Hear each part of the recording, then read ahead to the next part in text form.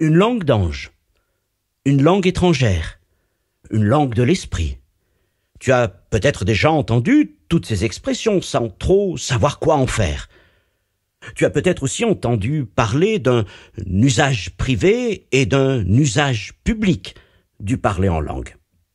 Alors dans cet épisode, je vais te montrer qu'il existe différentes formes de parler en langue, comment les reconnaître et quand et comment les pratiquer. Et je voudrais que tu retiennes cette idée. Il existe plusieurs formes de parler en langue dans la Bible. Et chacune correspond à un usage spécifique. Et comprendre ces formes et ces usages nous aide à mieux vivre cette grâce dans la foi et dans l'ordre. Alors salut à toi et bienvenue dans ce 4e épisode de notre série « Ils parleront des langues nouvelles ». Et le titre est « Le parler en langue, forme et usage ». Et aujourd'hui on entre dans le cœur du sujet avec cette question, donc qu'est-ce que le parler en langue au juste ? Beaucoup en parlent comme d'un seul phénomène. Mais la Bible en montre plusieurs formes, plusieurs usages et des buts différents. Alors ce que je te propose, c'est qu'on ouvre ensemble la boîte à outils spirituelle et qu'on découvre que toutes les langues ne se ressemblent pas. D'abord, nous allons parler de la forme des langues. Il existe différentes formes de parler en langue. Nous devons tout d'abord nous rappeler cette chose importante, c'est que le parler en langue sont des langues spirituelles, des langues de l'esprit. Toutes ces langues ont une source commune. Ton esprit en communion avec l'Esprit de Dieu. Elles ne sont pas fabriquées par l'intelligence. Paul dit d'ailleurs, si je prie en langue, mon esprit est en prière, mais mon intelligence demeure stérile. 1 Corinthiens 14. Ce qui veut dire que ces langues viennent de quelque chose, d'un endroit encore plus profond de toi-même, au-delà de l'intelligence, de la raison. Elles viennent de ton esprit. Elles viennent de cet endroit qu'on appelle encore le cœur. Tu te dis peut-être, mais comment être sûr alors que ce que nous disons veut dire quelque chose ? On dirait juste des sons et parfois même du babillage. Et Paul répond, dans 1 Corinthiens 14:2, « Celui qui parle en langue ne parle pas aux hommes, mais à Dieu. » Autrement dit, même si toi tu ne comprends pas, et ça dérange peut-être même ton intelligence, Dieu, lui, comprend, et c'est ça qui est vraiment important. Alors si le parler en langue est une expression de ton esprit en communion avec le Saint-Esprit, poussé par l'Esprit de Dieu, la Bible nous montre qu'il peut prendre deux formes principales qui sont appelées la glossolalie et la xénolalie. D'abord la glossolalie, c'est la forme la plus courante du parler en langue qui consiste à parler dans une langue non apprise, inspirée par l'Esprit. Et c'est une prière libre, spontanée, intérieure, souvent sans mots compréhensibles. D'ailleurs, Paul dit dans 1 Corinthiens 14:2 qu'elle est une prière mystérieuse, c'est une prière en esprit que les hommes ne peuvent pas comprendre. La glossolalie est une prière de notre esprit, activée par le Saint-Esprit. C'est un langage d'intimité, au-delà des mots, de la logique, de la grammaire, de la syntaxe. C'est l'expression de soupirs traduits en sons, d'élan profond que ton intelligence n'arrive pas à capter, mais que Dieu reçoit pleinement. Et je veux aussi te rappeler, comme au jour de la Pentecôte, dans Acte 2, que chaque langue est unique. Tu n'as pas à reproduire ce que fait quelqu'un d'autre, mais c'est ton esprit, avec l'Esprit du Seigneur, qui s'exprime dans un langage que Dieu comprend, même si ça ne ressemble pas tout à fait à une langue connue des hommes. Et puis il y a la xénolalie. Et là, il faut parler d'un véritable miracle, car elle consiste à parler une véritable langue humaine sans jamais l'avoir apprise, même parfois sans jamais l'avoir entendue. Et c'est ce qui se passe au jour de Pentecôte. En entendant les disciples, la foule attirée témoigne, mais comment les entendons-nous dans notre propre langue à chacun? Acte 2:8. Et ce phénomène, c'est celui de xénolalie. La xénolalie, parler dans des langues humaines, c'est en quelque sorte laisser Dieu parler directement aux perdus. Mais soyons clairs, la xénolalie tient du miracle. Elle reste rare et elle ne doit pas être prise comme la norme du parler en langue. Mais tu imagines, quelqu'un qui ne connaît pas ta langue, mais qui commence soudain à te parler des merveilles de Dieu, dans ta langue maternelle. C'est impossible à ignorer, n'est-ce pas? Et puis il y a une troisième forme, qui semble évoquée par Paul et qui elle aussi fait couler beaucoup d'encre. Il est question de la langue des anges. Mais qu'en est-il? Alors dans 1 Corinthiens 13:1, Paul écrit « Quand je parlerai les langues des hommes et des anges ». Que veut-il dire par là?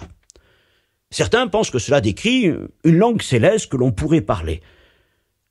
Nous devons comprendre que Paul exagère volontairement dans ce passage. Il utilise un langage hyperbolique, comme lorsqu'il écrit, où il parle de transporter les montagnes, ou de connaître tous les mystères. Alors, non, Paul n'a pas en vue ici une langue spéciale des anges. D'ailleurs, les anges sont des esprits. Savons-nous comment un esprit peut parler, s'exprimer? Non, ce que Paul veut simplement dire ici, c'est que sans l'amour, même les dons les plus spectaculaires ne servent à rien.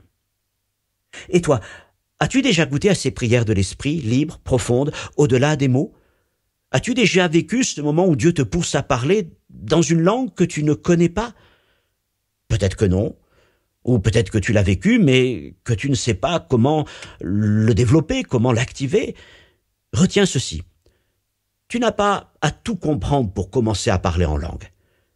Tu dois simplement faire confiance au Seigneur et laisser ton esprit répondre à l'Esprit de Dieu.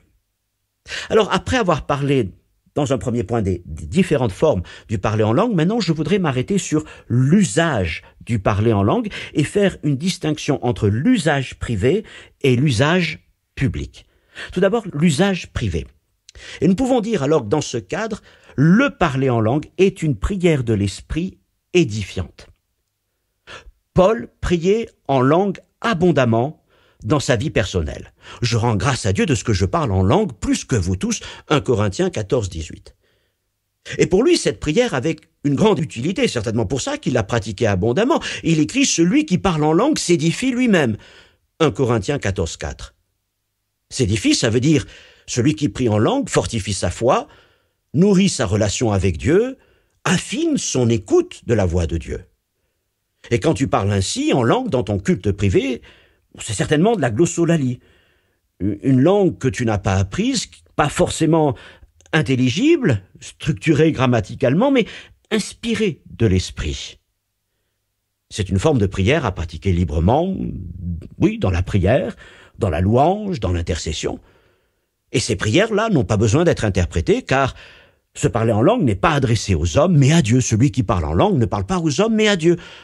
1 Corinthiens 14:2, d'autant plus que tu le fais dans ta vie de prière privée, dans ta chambre, si tu veux, dans ton lieu secret. Et puis il y a l'usage public. Et là, il est question du don de diversité des langues, un don spirituel nécessitant une interprétation.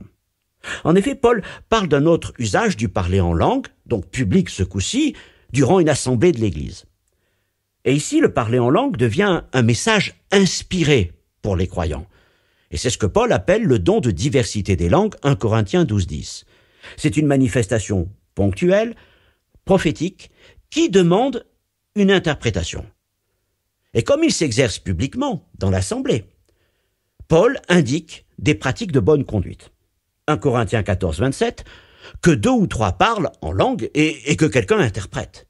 Verset 28, mais s'il n'y a point d'interprète, qu'on se taise.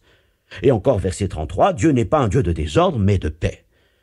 Pourquoi ces bonnes pratiques? Parce que dans le culte public, tout doit être compréhensible, utile et nourrir la foi de ceux qui écoutent. Le don public, le don de langue en public fonctionne donc différemment de la prière en esprit. Ce n'est pas toi qui décides de le manifester, mais c'est l'esprit qui t'y pousse. Et l'ordre biblique veut qu'il soit interprété pour édifier l'Église, et il aura alors valeur de prophétie. Personnellement, je prie en langue dans des temps d'intercession privée, je chante en langue pour adorer Dieu, mais dans le cadre de l'assemblée, le Saint-Esprit me permet régulièrement d'exprimer des dons en langue. Souvent j'interprète, mais parfois quelqu'un d'autre le fait. Mais dans tous les cas, c'est un moment où l'Esprit parle pour fortifier l'Église. Et tu vois, Dieu ne cherche pas la confusion, mais la communion et l'édification. Et pour cela, il te donne aussi le discernement, la sagesse. Tu peux prier librement en langue dans ton intimité. Mais quand il s'agit de l'assemblée, la sagesse de l'esprit est de mise. Je te propose cette image. Le parler en langue est comme une trousse à outils spirituels.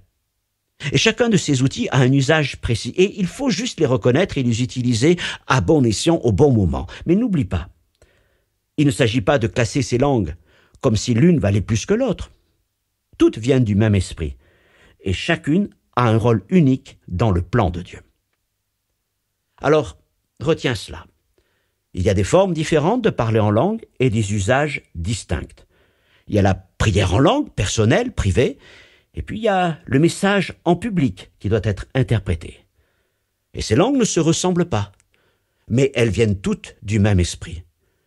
Et le parler en langue n'est pas un luxe pour quelques-uns, mais c'est une invitation de Dieu pour tous ceux qui ont soif. Dans le prochain épisode, on verra concrètement quand parler en langue, où, pourquoi, et surtout, quels fruits cela peut produire dans ta vie. Alors, reste connecté, abonne-toi, partage autour de toi ces podcasts s'ils t'inspirent, mais sois convaincu que Dieu veut encore te bénir, que la promesse est pour toi, lis sa parole, cherche la présence de Dieu, et c'est sûr qu'il te bénira. À bientôt.